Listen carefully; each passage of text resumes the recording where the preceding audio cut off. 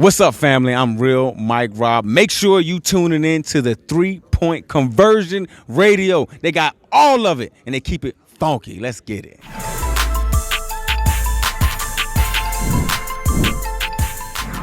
Man, anybody, I don't care what age bracket you're in, you should know this guest. But I know definitely coming up watching football.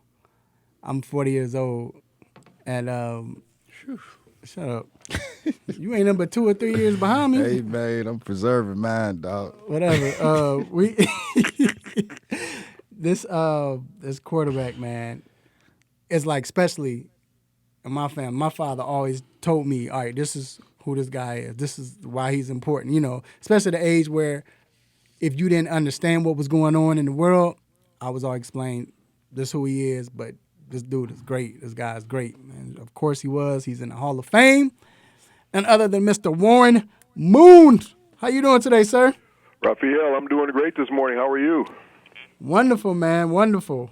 So got so much to talk about, and I want to ask you, first off, I guess it's been the theme of the show today, but you, of course, we all know that you paved the way for, I wouldn't even just say black quarterbacks now, just the way you played the position. You was the gunslinger. The offense and the yards and everything, but yet still going through that in the beginning, knowing how difficult it was for black quarterbacks, and it was scarce in the NFL. And then you go to, I think it was, where did you go? Was it Calgary? I went to Edmonton. Edmonton, that's what it was. Edmonton. What was it like knowing that it was a small chance for you to get in the NFL because of the way they view black quarterbacks?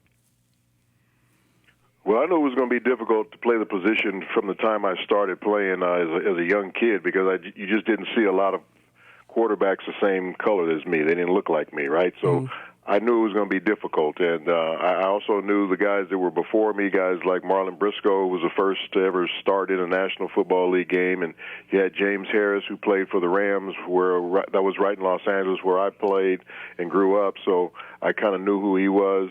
But I also knew a lot of other African-American quarterbacks had great college careers but didn't get a chance to play in the NFL, and they had to go to Canada and play. So I knew it was going to be difficult for me. I just felt like if I played well enough in high school and college that I'd get those opportunities to possibly play in the NFL one day. And when my college career was over, a lot of teams didn't want me to play quarterback. They wanted to switch my position. So I decided to go to Canada because that was my next best option, and just go up there and play as well as I could. And if somebody became interested, I'd be ready. I wasn't going to go up there and hang my head and feel sorry for myself. I was going to just try and get better. But I knew it wasn't all because of my ability coming out of college. I knew it had to do with a lot of other things. The mentality in the NFL at that time was just African Americans couldn't play the position at a very high level, and they just weren't believed upon as far as being the face of a franchise or being leaders on the team or being able to make critical decisions in big football games. So I knew all those things were in people's minds. And it was just up to me to have to try and change that by the way I played. And the way I played up there kind of changed those minds.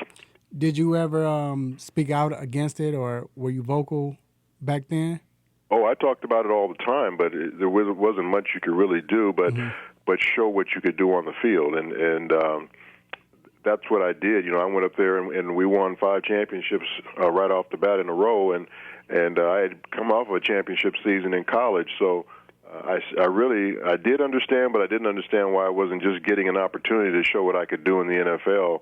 And that was the only thing that I felt bitter about. I didn't want anybody to give me anything. I just wanted to be able to go to a camp and show that I could play the position. And if I wasn't good enough, then, I would pack my bags and move on. But I knew I was never given that opportunity coming out of college, and that's something that I was pretty bitter about. But I tried to make the best of the situation by doing what I could do once I went up north of the border. Absolutely. Thanks for paving the way for not only the black quarterbacks, but just for young black boys, period, coming up. You was one of my favorite quarterbacks coming up, and also my brothers.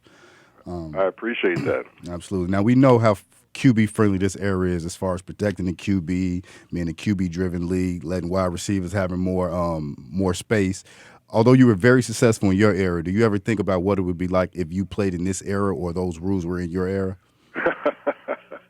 Yeah, it'd be scary. It really would. I mean, you look at any of the quarterbacks in my era that I played with. You look at Dan Marino or John Elway or myself, or if we played in this era right now, the way they're protecting the quarterback, the way the rules have changed towards gearing the passing game just to be a lot easier to throw the football. You have receivers that can't be touched after 5 yards going down the field. They can't take big hits anymore over the middle. All those things that intimidated receivers back when we played. That's why you see these quarterbacks throwing for 4,500 to 5,000 yards every year. It's just because that's the way the game has changed, and it's just a more wide open passing game, which I would love to play in because that was my style. Right, and we talked about this a little bit yesterday. When you were all running the run and shoot, I mean, that, it was definitely before its time. Do you feel like right now that system right now is definitely what the NFL is today? A lot of what they're doing in the NFL is a lot of the things that we were doing in the run and shoot as far as the way we spread the field. We had 4 wide receivers. You see a lot of that today. You see a lot of 5 wide outs with an empty backfield. You see the pass combinations. I'm watching the different passing routes and trees that they're using in these offenses today is the same thing we were using back in 1990. And you see the back shoulder throws and all those things. We call it a fade stop, but they've called it a back shoulder throw now. But we were doing that back in 1990. So, I think we were innovative a lot. A lot of people thought what we were doing at that time was more of a gimmick. But you see everybody's kind of adapted to that now, and the game is opened up wide, and people love it. They love watching it because the ball's in the air, and there's a lot of points being scored, and that's what people want to see when they watch NFL games. All right, and once again, we're here live with Hall of Fame quarterback Warren Moon. Is there any quarterback right now in the league today that reminds you of yourself? And if not, or if so, either or, what other quarterbacks do you really like? I see a lot of myself in Dak Prescott because he's a good athlete, and I was a good athlete. I wasn't a great athlete at the position. I wasn't a Lamar Jackson or somebody like that could just take off and run a 4.3 and run away from people. But I was a good enough athlete, especially early in my career before a lot of people got a chance to see me play. That's the type of quarterback I was. I could throw the ball from the pocket, but I could also move around when I needed to. And maybe a little bit of Deshaun Watson. Those two guys kind of remind me a lot of myself when I was younger. As I got older, I understood that you better stay your butt in the pocket and distribute the football to people so you don't take any big hits and you can be available for your team.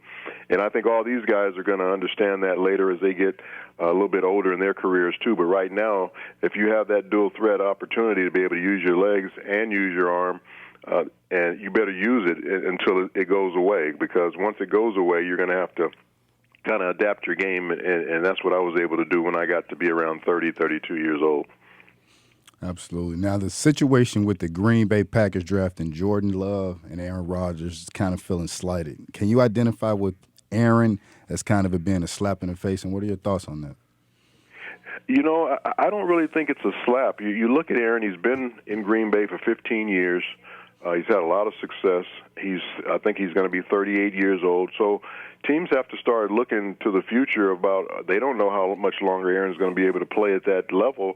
And a lot of times guys start to fall off the cliff when they get to that age. And especially Aaron, he's not like a Tom Brady who stays in the pocket, throws a lot of short passes. He's a guy that relies on his athleticism to be able to make plays, getting outside the pocket and things like this. So how long does that last?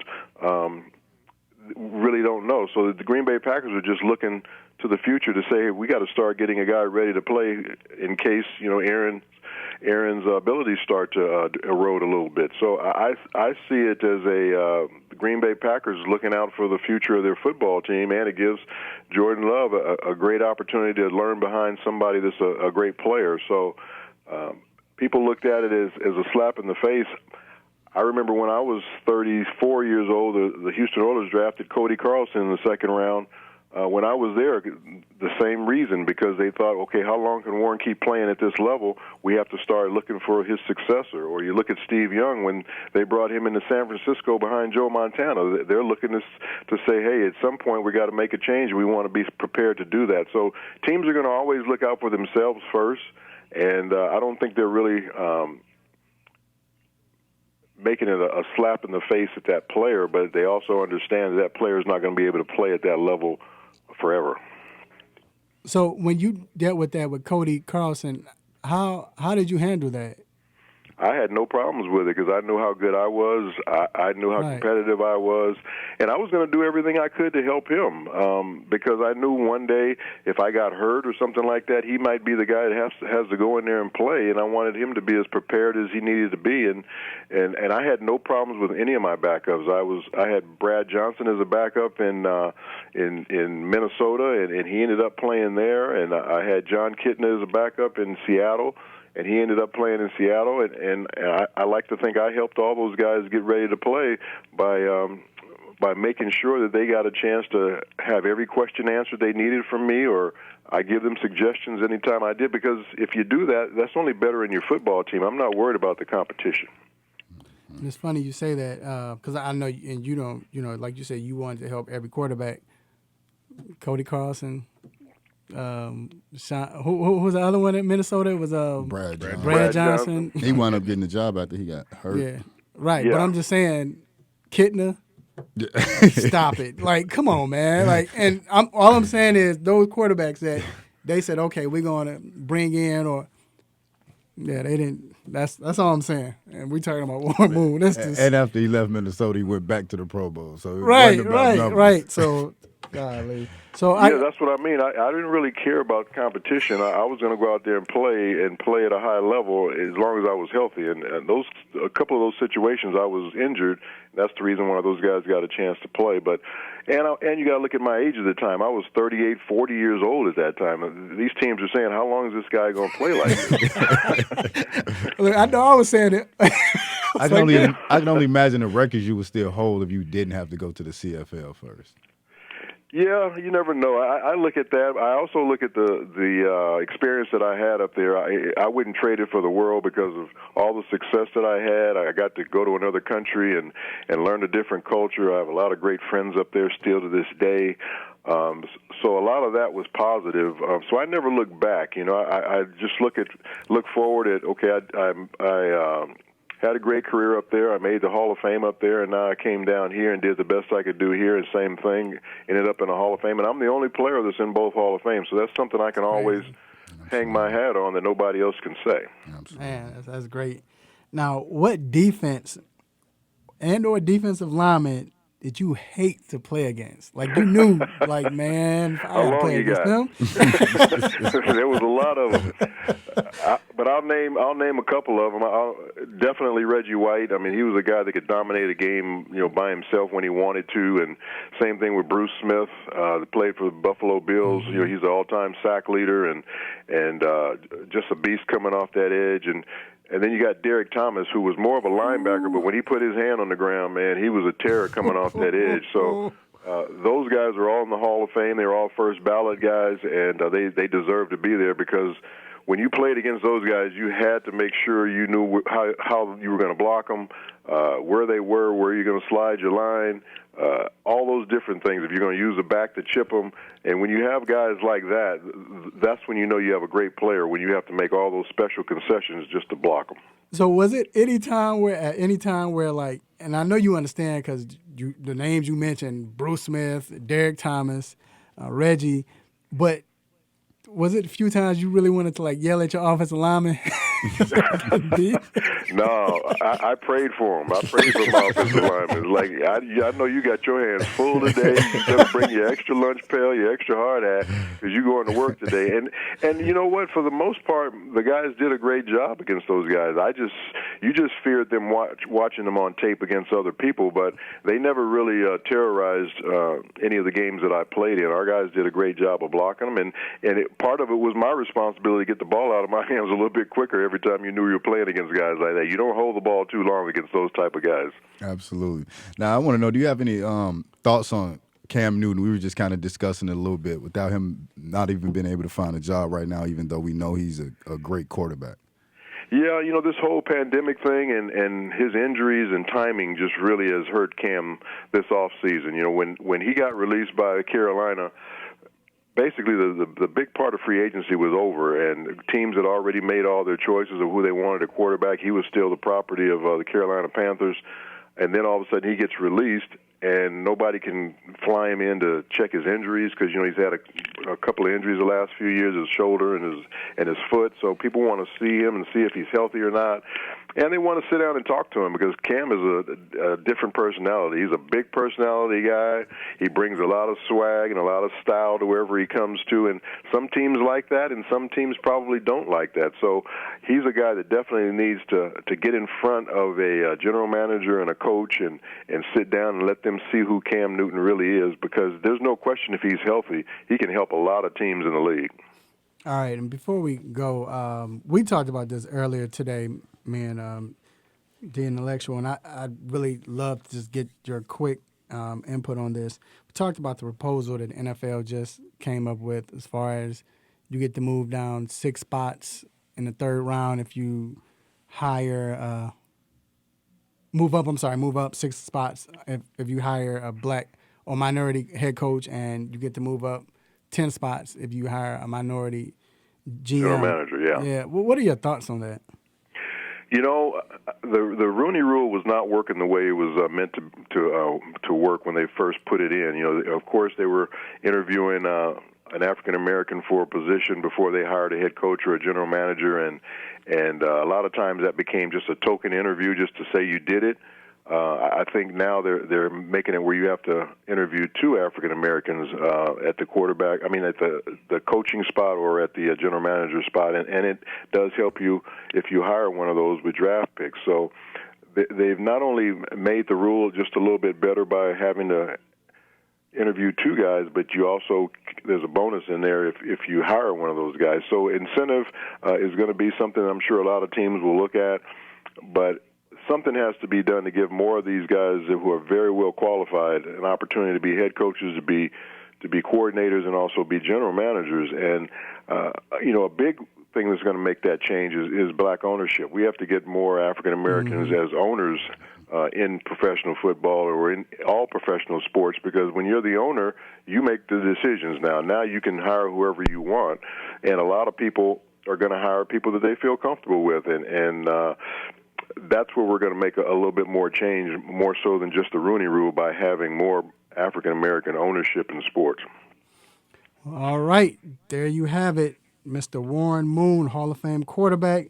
We definitely appreciate you for coming on, and man, you're always welcome to come back. And thank you again, sir. And you have a great and safe day. Yeah, thanks for having me on, and everybody be safe out there as we still deal with this pandemic. I guess you guys are opening up a little bit down there, so don't go too wild, all right? No, they opening up. Yeah, they're opening up. We're All right, thanks, sir. Take care. All right, take care. All right, thank you.